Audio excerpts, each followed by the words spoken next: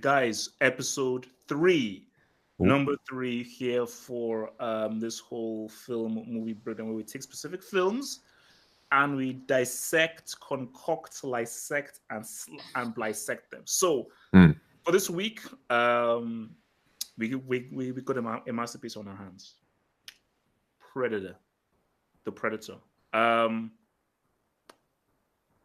Let me start off this. Let me just start things off. I was scared of this film when I first saw it, so I didn't actually finish it.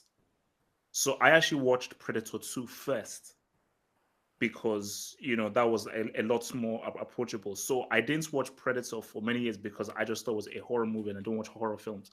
I remember the first image I remember seeing of Predator when I was young in Nigeria was, when you see Dutch just staring into the forest, and then and I think you can see maybe the Predator like staring back. Just that tension just killed me. I was like, okay, no, this is too much tension. I just turned off the VHS. If you kids can remember what a VHS was. But then like years later, it just comes on. Like this was like years ago. It just comes on. I was like, oh, Predator, let me watch it. And when I first saw it, I laughed at the different bits. And I laughed at what Annie was doing, what Dylan was doing. Like, obviously, the main bit is when obviously Dylan pretty much like, when he basically shows his muscles and says like, instead of complaining, help, and then just see him like pulling everything. So it was more about just like funny scenes. But the more and more I watched it, the more and more I was like, wait a minute, this isn't just like an Annie 80s vehicle. It's not just like an 80s action movie like Commando or Running Man. No, this is actually a really well-made film. And every time I've watched it, I've actually begun to appreciate John McTiernan's incredible filmmaking. Because people say Die Hard, this is his best film. This is his best film. Die Hard may be his most beloved. This is John McTiernan's best film. This is John McTiernan at his very best. And just the craftsmanship of the directing, Alan Silvestri's incredible, amazing score, and the best military team in any film, hands down, and arguably, maybe you can bring on the films, arguably the best finale, the best final 20 minutes in any film. I think they just come together and just this sets itself apart from just an 80s film. We have to now look at this as nope, this is a masterpiece. Yeah. Chime in. So first time you saw the film. See, I didn't actually see this film until I was quite a bit older. Because I also only watched Predator 2 as a kid for some reason. What was the thing about Predator 2? I don't know, because Predator 2 is actually darker. It's misunderstood, man. It's misunderstood. Yeah, Predator 2 is actually darker. It's actually scarier. It's like, I mean, it almost feels like, it's more adult. Whereas this one feels like a little bit more childish, maybe, if you want to say. I don't know. But this film is... I was thinking of the other two films we've talked about. And this is another one of those ones where the lead is such a massive part of it. Ooh, huge.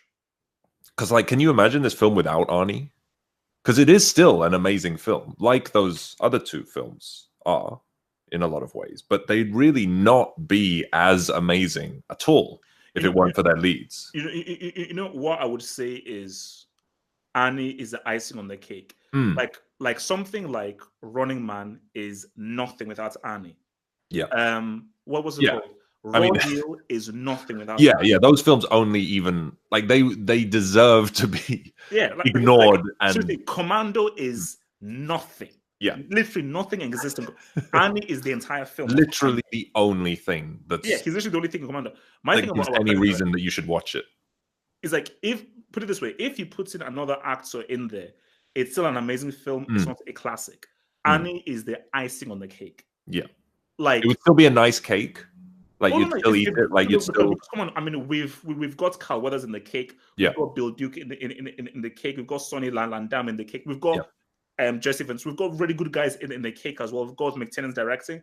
But the icing is where let's move this cake away from the other cake. No, this cake deserves its own special place because that icing gives it that kick.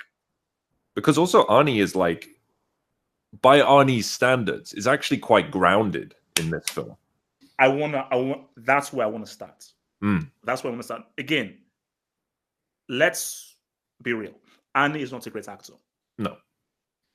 He's not a great actor. And the beauty about Arnie, and this is why I respect him, is that he always knew he was not a great actor, and he always picked his roles very carefully. Yeah, he always played. So he was very smart about that. I believe, acting-wise, this is his best acting performance. Now, people may think I'm crazy me saying that. Watch Terminator and Terminator 2 again. That's just great casting. He didn't do amazing acting there. That's just my cause. It's just great casting. He doesn't really he is the Terminator. Yeah. But in this, when you watch it, you're like, there are certain scenes where, no. This is some really good acting. And this easily, hands down, is his best acting. Like, there are some very Annie moments there and everything. Of course, yeah. There are moments in this where it's like the mixture of his aura and what he's doing action-wise. I don't even think an amazing actor could do what, because basically it's everything. It's what he looks like, his face, his aura, his presence, his and then what he's doing action-wise, and just the character that he portrays. It's basically, it's like a very special mix of many different elements. Yeah.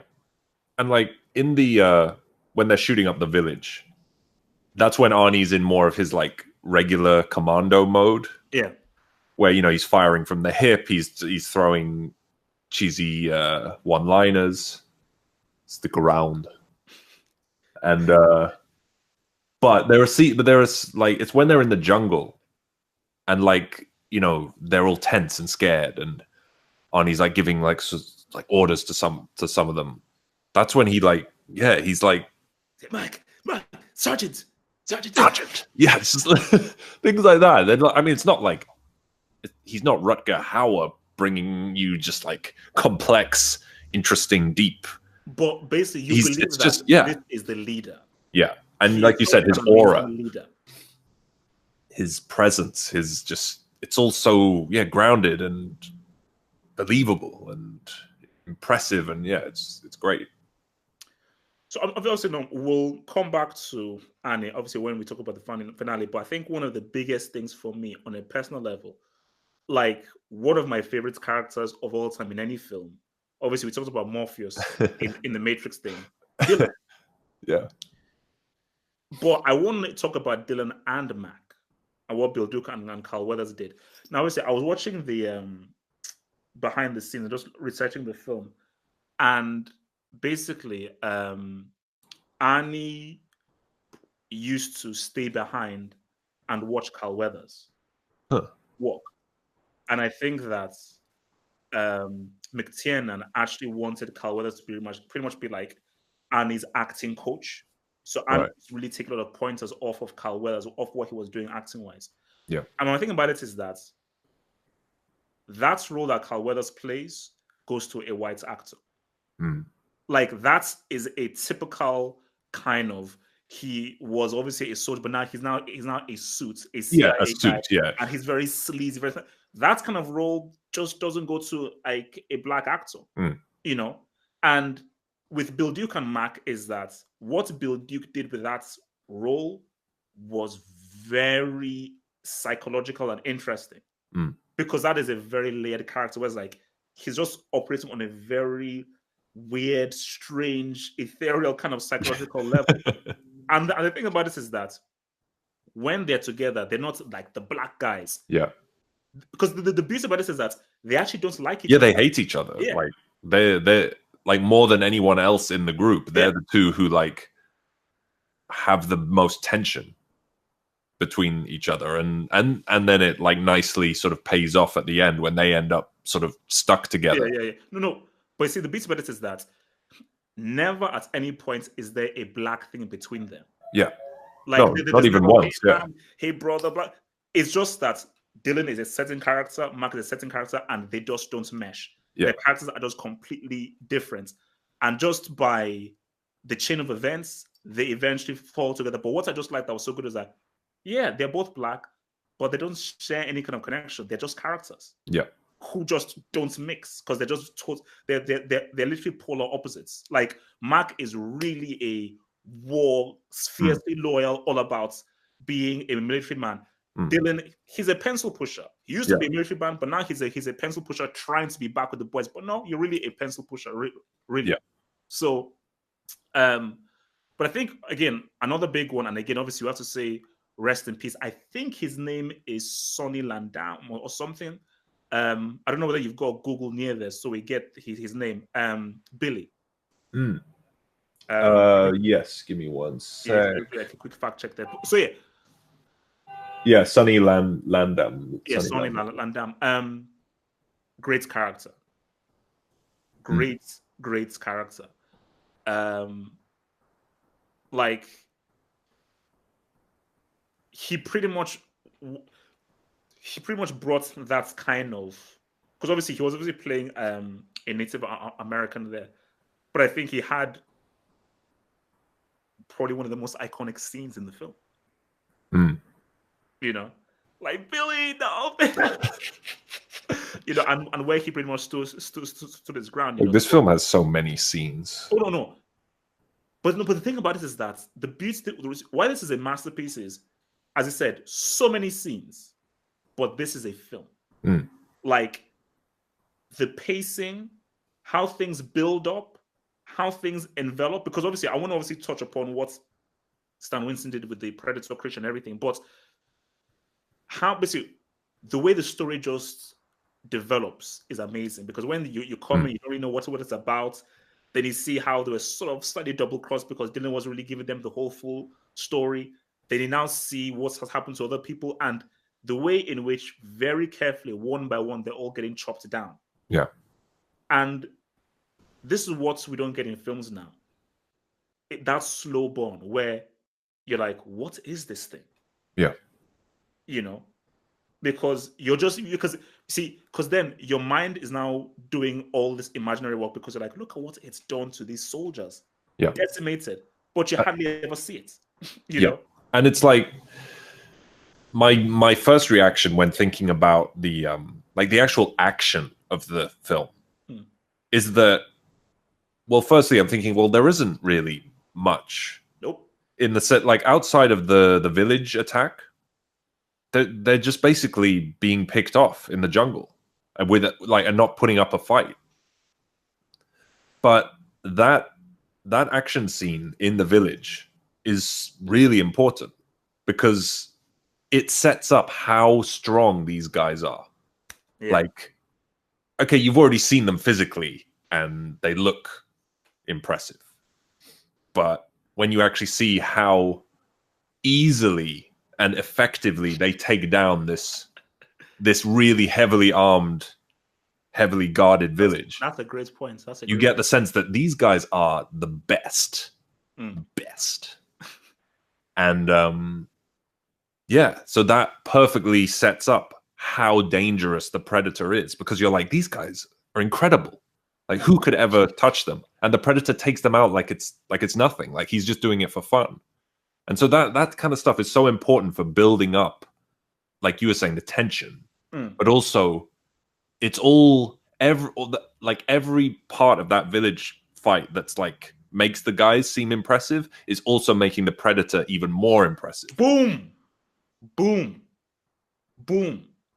Like, see, these are the kinds of things that people today, they don't see. These are like the kind of old school things that people don't really get.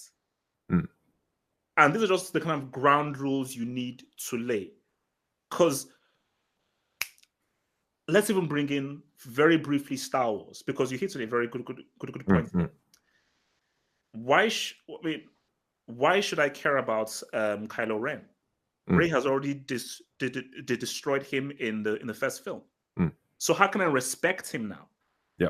So even if he comes and beats us, like, no, you've already messed up in the first film by showing that he's already been beaten already. But in Predator, by showing that as you said, these guys were heavily armed. This was like a squadron that was that the guys they were heavily armed. They decimated them. Yeah, like 6 guys. Yeah, and because basically what you saw was how good they were, how organized they were, how tactical they were. Because yeah, they have big muscles and everything, but these guys organized, smart, tactical, and you just know these guys are bloody good. So as you said, that sets off that these guys are tough. So the fact that what is this thing that is easily taking these guys out? Because remember, these guys have been in jungles many ways. So these guys are very much aware of their surroundings and everything. So, and also even the next thing. So obviously, remember the scene when they start shooting. Yeah, when they're just shooting at the jungle. And like, I think it's a mark that says nothing on this earth could have survived that barrage of everything that they threw. So even that, you're like, what is this thing? And that mystery is what holds you through the film of like, what is this thing? You never see it. You see flashes, you see camouflage, and your mind is just doing this mental gymnastics of like, what? Yeah. I mean, you can see why this film was kind of paired with Alien, in the sense that like they both work so effectively in that way, where you've got this, they perfectly build up the mystery and the tension about what is this thing. And then because of how great the creature design is, you get that perfect payoff of when you actually do see it. It's so effective because it's been built up and it actually has the artistic team behind it to actually make it look as impressive as you hope it will be when it does actually finally get revealed. I want to save that creature thing. Yeah. I want to talk about Silvestri. Now, see, I respect John Williams. I respect Hans Zimmer. I would say that my personal favorite composer is Alan Silvestri.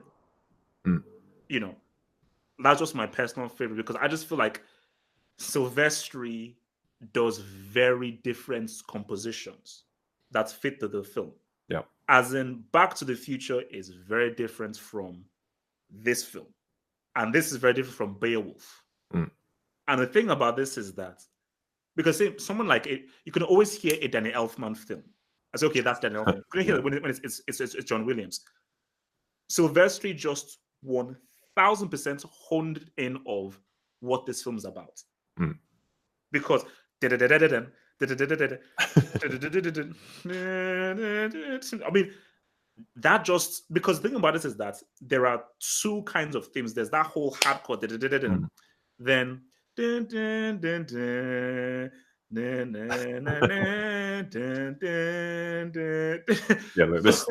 soundtrack is heavy.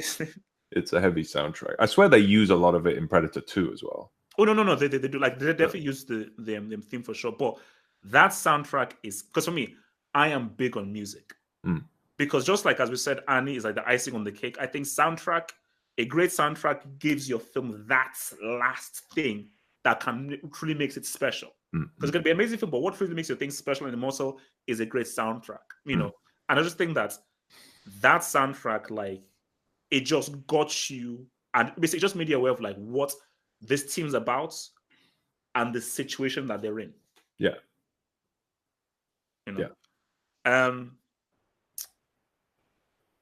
I want to talk, because I want to talk about McTiernan. Would you say this is his best film? So we've got Die Hard 1, Die Hard 3, Last Action Hero, maybe throw in Hunt for Red October. Would you say this is his best film? I have to say, like, I haven't actually seen many of his films. So you've seen Die Hard, obviously. Yeah, obviously seen Die Hard. Die Hard 3? Yes, but I don't remember much about it. I've seen all the Die Hards, but like, I haven't seen a lot of his films. Also, Last Action Hero I've seen, but that's about it. So, but I think, well, most people would definitely say Die Hard is like his best film. So between Die Hard and this, what should you say? That's tough, man. Like, I don't think it's tough. Because I don't think, because for me, like, look, he did a great job with Die Hard, 100%. I think Die Hard was really about wow, this. I think first, Die Hard, I think, is an amazing script, amazingly well written script, and Bruce Willis. Wow, what a coming out performance as a star. So I think really the standout star in Die Hard really was Bruce Willis. Yeah. For me, Predator, the way McTiernan caught this film was just on a different level. Because trust me, we've not even talked about the finale. Yeah. Which I will argue is perhaps the greatest finale in any film. I mean, like, no. Look, I mean, no. I want to hear. I want to hear you out because I don't know. I don't have a. Like, I don't really have an argument against it, but you know, I'm gonna. And for me, that finale is all about his directing. Because I think, but yeah, it's like this film also. It's like there isn't. There's like story wise, there's not that much going on, but it feels like there is. It feels like because of just how well it's paced, how just intense it is. Like it's just so like, perfectly. As I say, like basically, Die Hard. There's so much dialogue in Die Hard. Yeah, there's so many quips, so many back and forth, and everything. Like it is like there's him and Hans Gruber, him and the police guy. It's still so much dialogue. Sure, and it's I mean, Die Hard's like it's still a fairly focused story. But like if you think of something like Predator 2, which has so many plot, like there's all these like conspiracies going on, and there's like all these plot threads, but it's just like a mess, and it's quite a boring film, especially compared to Predator, which doesn't have as much going on. There's no B plot.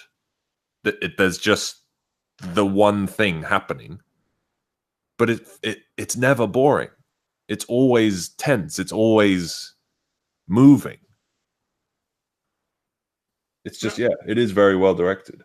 And I feel, because as you said, like, not a lot is going on, but it always feels like I need to always be tense. Yeah. Like you always need to be watching. Yeah, right? Because really, a lot of the stuff is about where is this thing? Yeah. Because they're either finding traps, who's next to be killed. Oh, we've seen him here. Is it in the trees? Who's going to go and get him? So a lot of the stuff is about McTiernan giving you that whole tension thing of like, this predator's around. Yeah. And it does ridiculous damage. Yeah. And like, not to like labor this point, but again, it is the build-up of these guys and how tough they are, and then how scared they all seem. Like, it's just like, you're just so tense because you're like... Look. A dude said, I don't have time to bleed. Do you know what that means? Like, to this day, I say, do you know how tough you have to be where you're bleeding? As guys say, you really say, I don't have time to bleed. So you've psychologically ignored your bloody open wound because you don't have time for that now. Let me just focus. So that is what these guys are. Yeah. So I say, like, people like would say that that's just like, throwaway macho stuff, which I mean, it is just like silly macho stuff, but it does actually work for the story, and it helps and really fortifies the tension that just goes through the whole film of like just how scared and helpless these guys seem. I mean, I think basically it's almost like it's like levels. It's almost like we're even talking about Dragon Ball Z of like levels. It's like these guys are like obviously of like the highest level compared to humans. Put them in any human situation as a team, they will take you out. But then when you're not dealing with something beyond this planet, that's hence why when Mark said no, nothing in this planet could have survived that bloody barrage that we did for like flipping 10 minutes where we unloaded like every clip that we had. So let's dive into the finale, man. I mean, I know you're wanting to talk about it, so yeah, let's talk about it. So basically, it starts off with when I was like, get to the chopper. No. Yeah, that is actually that's where. Yeah, so basically that's when it's because it's I'm trying to remember. So does she go with Poncho? No, because Poncho dies. Yeah, when that log hits him. Yeah. So I think she just runs off on her own. Okay, and then she obviously gets. And I think like I can't exactly remember what happens, but I think there's a sense of like the predator doesn't bother with her because she's not armed. Like that's why Arnie kicks the gun out of her hand. Yeah. And then he starts firing, and then he gets shot in the shoulder. Yeah, because like I just realized. So I don't know. The more I'm just playing that scene in my head. You know where he does the kick. Yeah, it's like I don't know. It's so like so that the predator. Like the instant she's not holding a gun, he won't shoot her. Yeah. So he has to like kick it out of her hands. So yeah, no, just that whole image, basically, like Annie's face. Yeah, the God. But the way he spins, like he kicks while turning and then shoots. Look, this film is a 10 out of 10. This film is I don't care what anyone says. It's a perfect movie. It's a perfect movie because this film gives you Annie, it gives you filmmaking, it gives you horror, it just has. But it also gives you ridiculousness, like hugeness. It gives you that 80s macho stupidness, but like it's all works. No, it's sophisticated. Yeah, it's yes. That's the thing. It is sophisticated. So you're getting the best of both worlds. You're basically getting the fun of the 80s, but also a sophistication of a really well-made action horror thriller film. Yeah. So he goes into the obviously jumps into the waterfall. Also say, "Oh shit!" Basically, he goes into the waterfall, and so he then climbs out. And then this is just when it gets really scary. Because basically when he's basically tired, then you then see the predator drop. But he's still transparent. So you just see like nothing, but you just get boom. And then he then sort of like hides and basically hides himself in like in mud and everything. It's like, hey, he can see me. But I mean, it's a really good like final sequence because it's like it's not just the fun and the excitement of it's how he just basically it's like, you know, when you're like, you know what, basically the final stand, mano a mano, 1v1, this is it. But so much stuff has happened, you've killed so many of my friends, you know what, me and you, like it was just a perfect one-on-one, let's do it now. Like it was just a perfect, let's just make it happen and everything. And when you now see him basically building up his basically he's building like his traps and his like weapons but it's not just like because it's like a cool final stand. It also fits thematically with the Predator's whole style. Like that's been built up that he's this like sort of honorable hunter. Yeah. That he's not just a killing machine. He's not just killing. I think I remember you telling me, I don't know if this is in a novel, that the Predator is a teenager that gets sent out to train. Oh, I don't know. I did read some of the Predator novels, but like that was a long time ago. Oh, okay. But yeah, I don't want to like just say something based off like really shoddy memory. But it's still like the film sets up the idea that this Predator it's not like Alien. Yeah, it's not like a xenomorph. Like, he has values. Yeah, he's a hunter. Yeah. And like he has a code, and so Arnie is basically now using that code sort of against him, because he's basically like saying like, all right, let's do this honorably. Yeah. You know, so like the whole thing where the Predator like, you know, takes off his gun, like his shoulder gun and his mask, because it's like almost tricking him it's almost tricking the Predator to like, yeah, come on, let's do this like old school.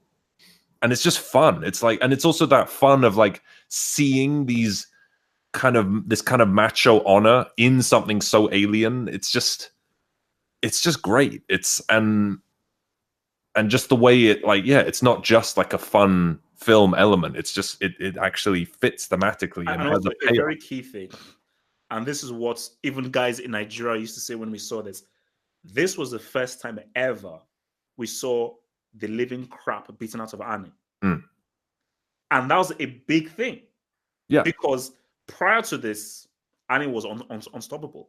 Yeah. Like, when I say one-man army going through just mowing guys. Like, in Commando, he literally destroyed an army by himself, one man. Yeah.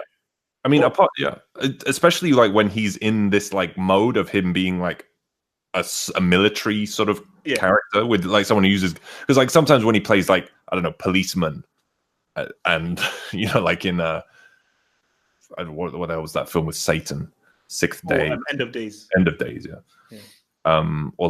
yeah. But like this is when he's in like full Arnie mode. Yeah.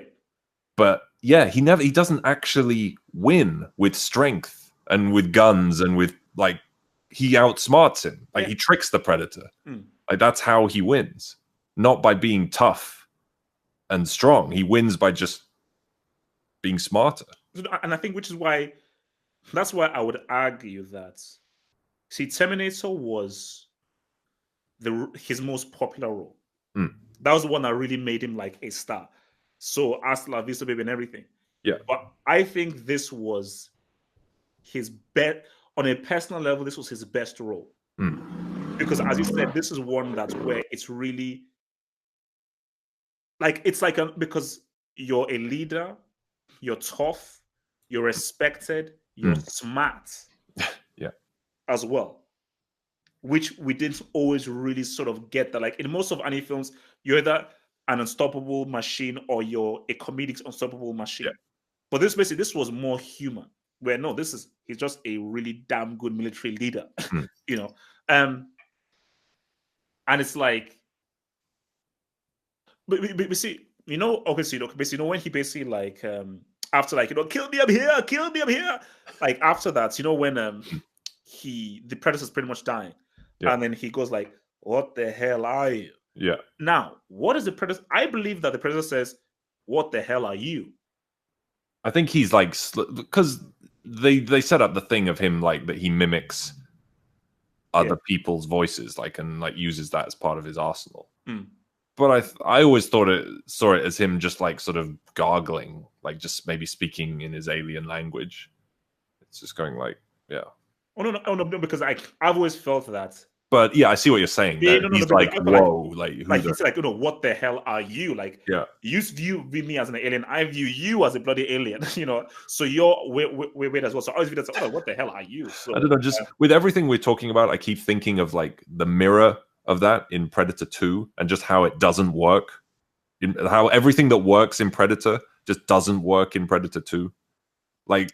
Because, like, yeah, you can, with him potentially saying, like, what are you in this? It's got, like, a whole, like, ties thematically. Whereas in Predator 2, he just grabs Danny Glover and he's like, motherfucker. It's just like, no. There's nothing you can break down about that. No, that's why Predator 2 is a guilty pleasure of mine. Yeah. Guilty pleasure, so. Because, like, there's none of that build up of, like, how tough and anyway, let's not talk about Predator. No, but I want to know. We're going to talk about Stan Winston. Wait, you know, because basically this was a rumor going around our school in Nigeria, and I always thought it was bullcrap.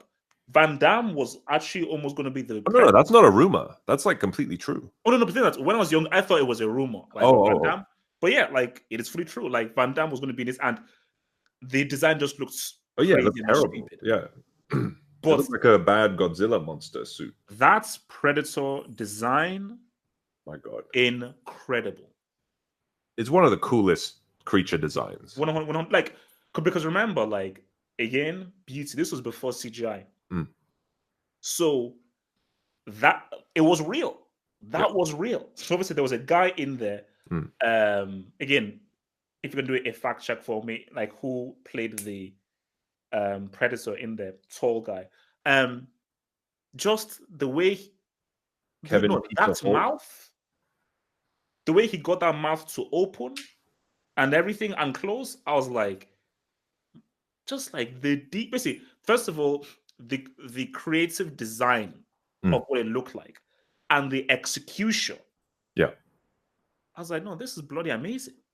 It's so good. The guy's name was Kevin Peter Hall. Yeah, Kevin Peter Hall. Again, rest in peace, because I think he died some years ago. So yeah, and also I'm sure some guys will know this. He was the guy in the helicopter. Yeah. So at the end, no, that design was because if that design, because when you saw that, you were like, "Oh my god, what the hell is this?" But also, again, it's tied with how physically impressive the team are.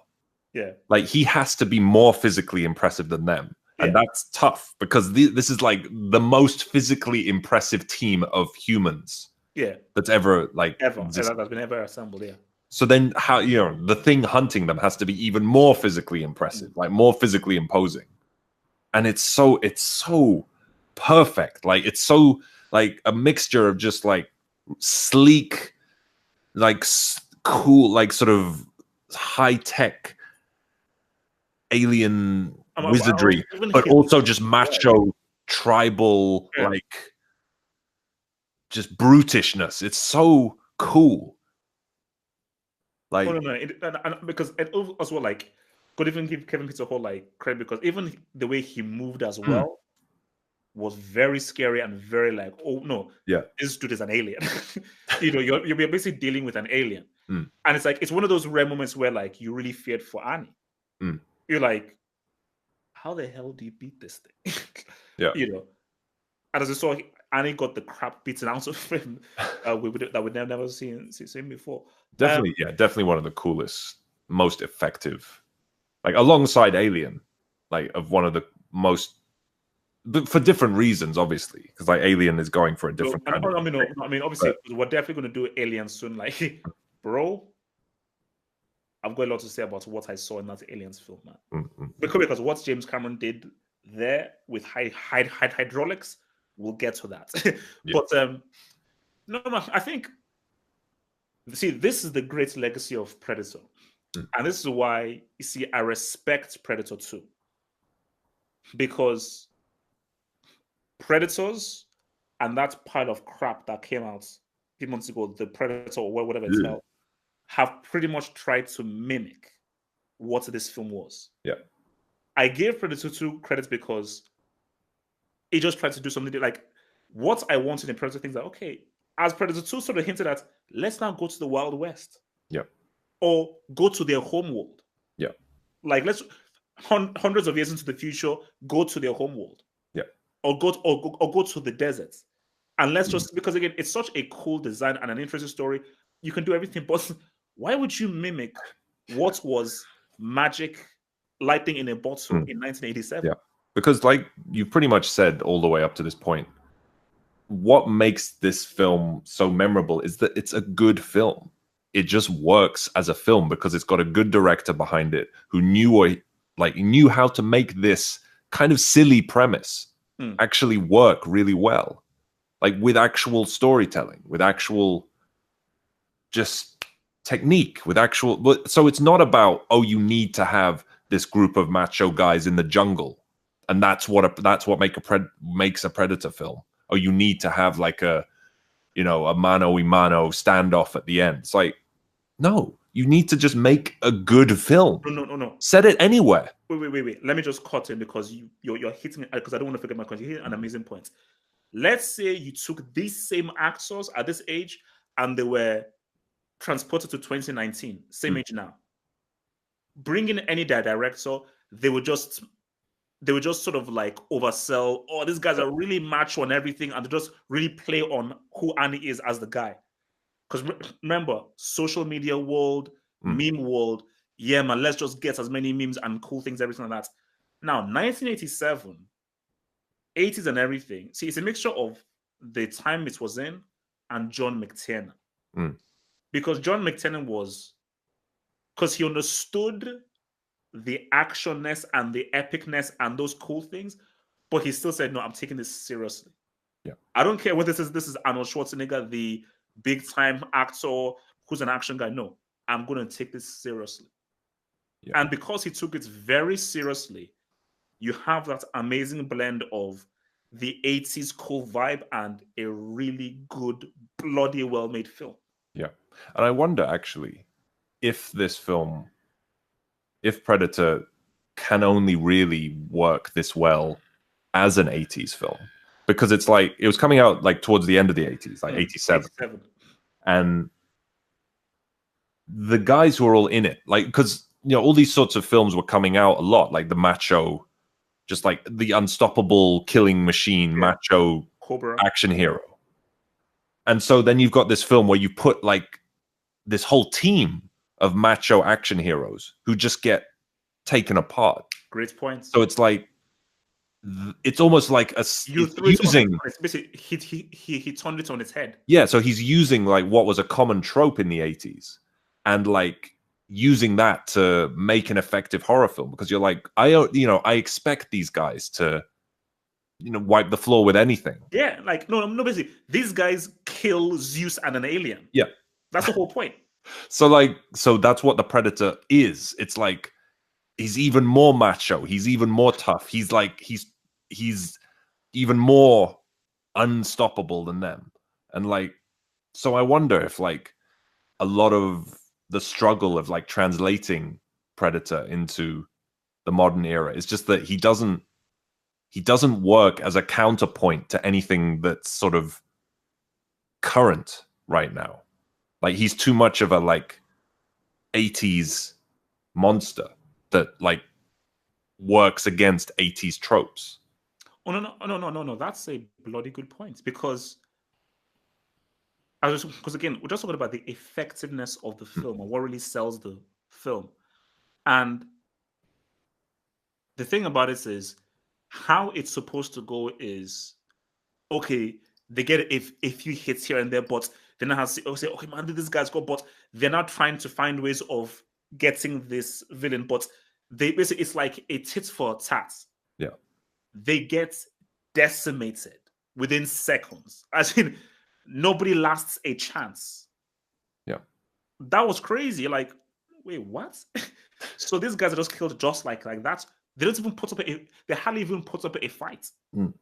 That was unheard of. For like, wait, look at what these guys look like and what they are. Like, as you said, you build these guys off to be the big.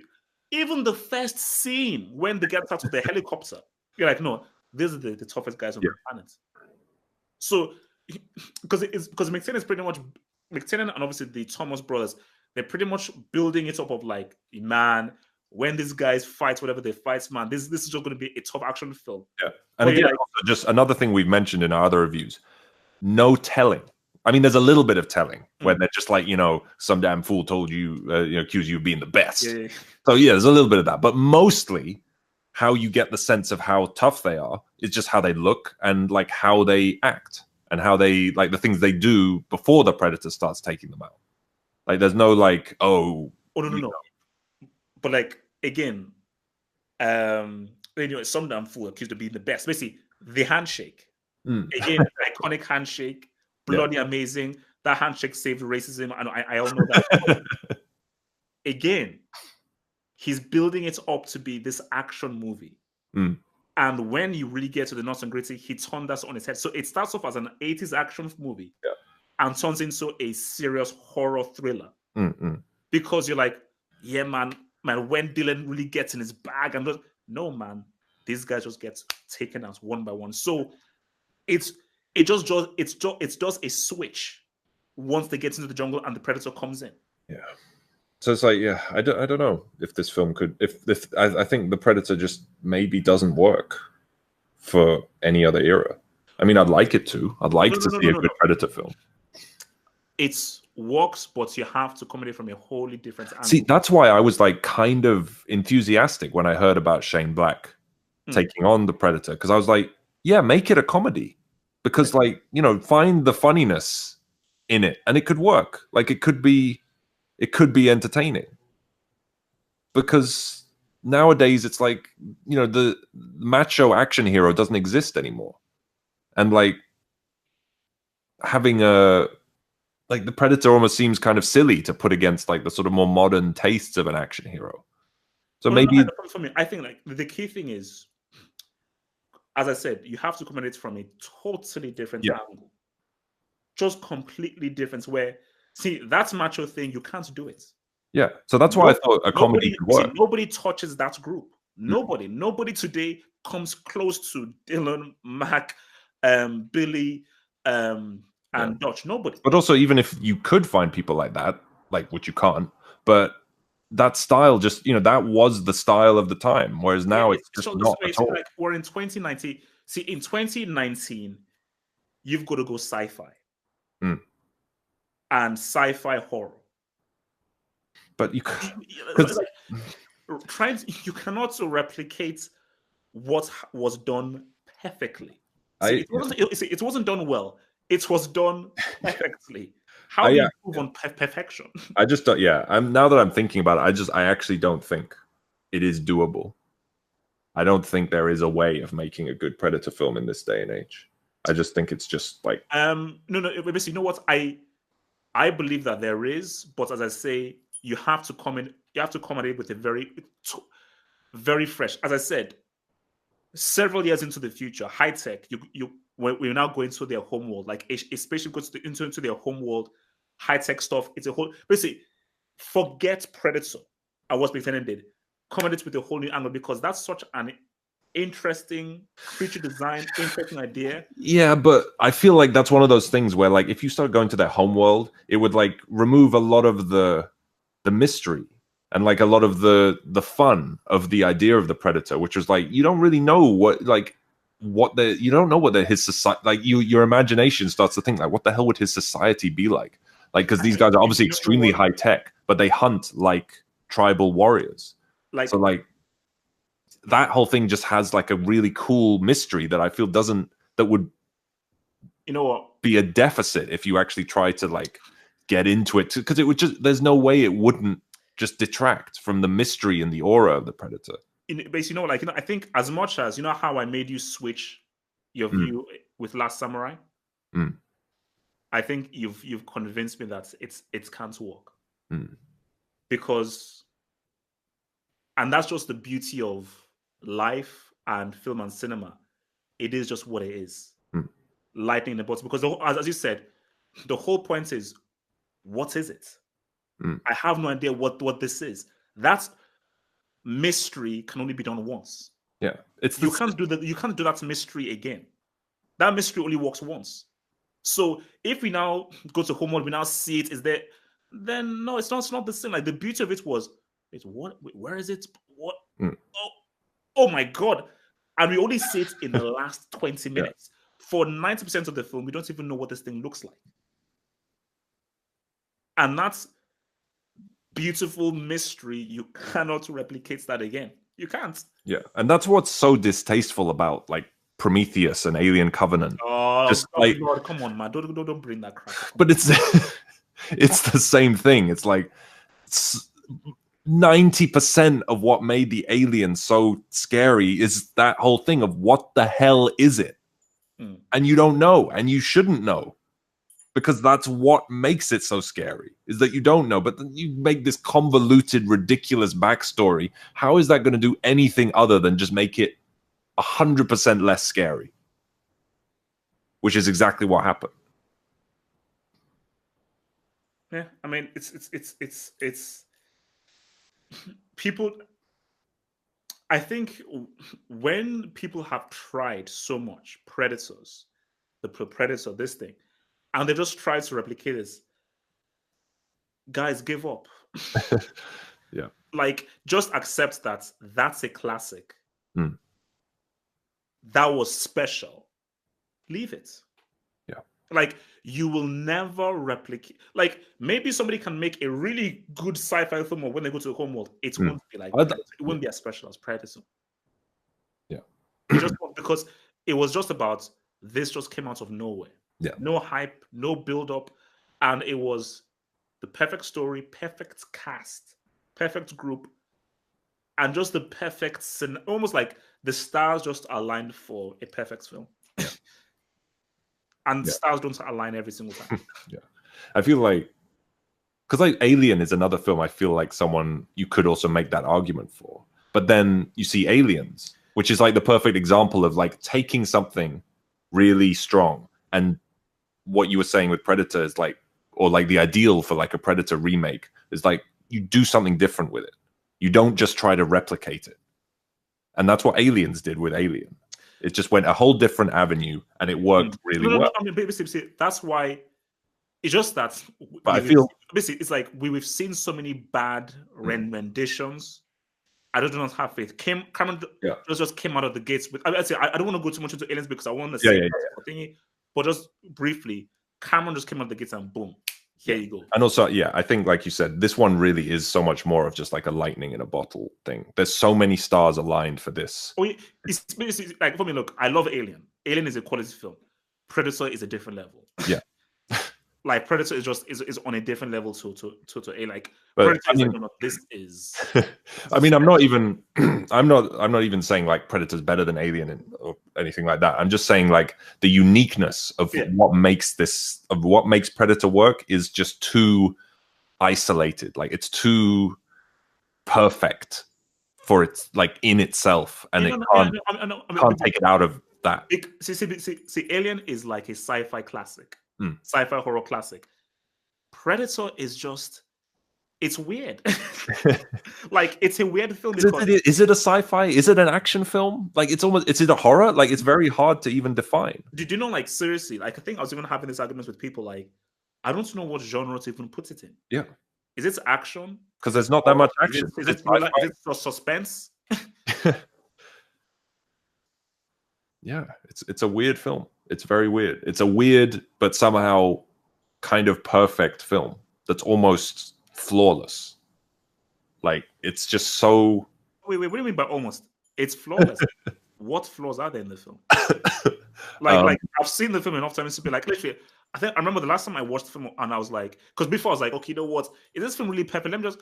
And after I watched, I was like, wait a minute, no, this film is perfect. Yeah. I can't think of anything that's that was a bad scene.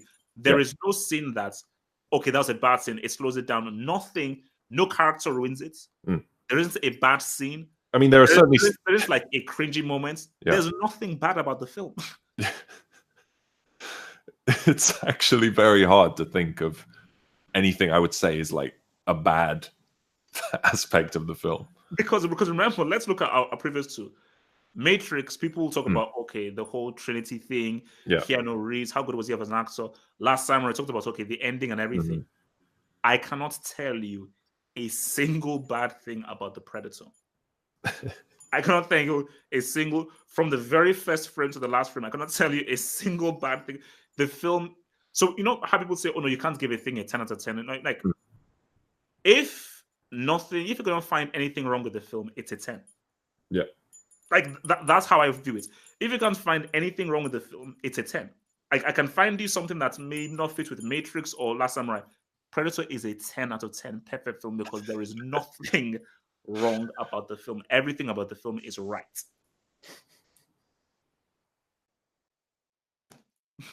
Oh, sorry, I needed to cough there.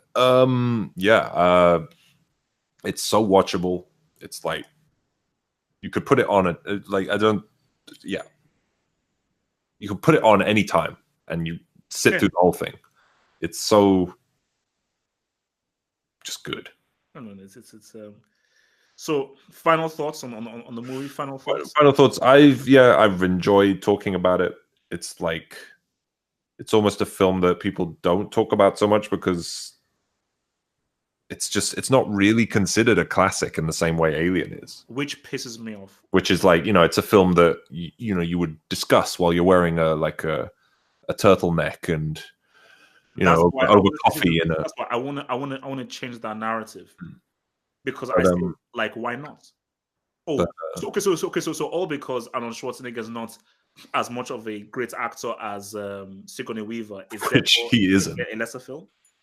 Sure, but I think this film is like just really special, and I really like it. And I think almost anyone I've never met anyone really who's watched it and hasn't liked it, because there's not much to dislike, in my opinion.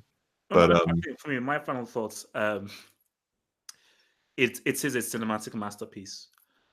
And we have to open our mind to cinematic masterpieces. We can't just limit it to the turtleneck, highbrow films of like Citizen Kane, Godfather, 2001: Space Odyssey. No, this is a cinematic masterpiece on the same level as those films. It's just that this is just a cinematic masterpiece in a different sense. Cinema is broad and varied. We can't just limit cinematic masterpieces to dramatic films that go up for Oscars. Obviously, this film would never be up for an Oscar. But why are we using the Oscar as the benchmark or yardstick for what makes a masterpiece?